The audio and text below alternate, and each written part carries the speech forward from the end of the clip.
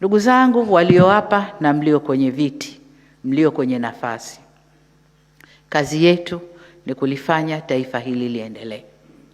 Kazi yetu ni kwenda kuitekeleza dira yetu ya miaka 25 ijayo ambayo itaishia 50. Tatoka mimi kesho kutwa, ataingia mwingine, nadhani atatoka mwaka gani sijui 40, ataingia mwingine ndio kuja kumaliza utekelezaji wa dira ya 2050.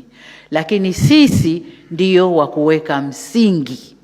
Kama tulivyokuta msingi wengine wameweka, sisi tukajenga juu, na sisi ndio wa kuweka msingi wa utekelezaji wa dira ambayo tunakwenda kuitekeleza. Kwa hiyo niombe kila mtu akafanye wajibu wake. Kila mtu akawajibike na pale anapotakiwa kuwajibika. Niombe sana ndugu zangu. Sasa mimi kwangu ni jicho. Nani anacheza vipi?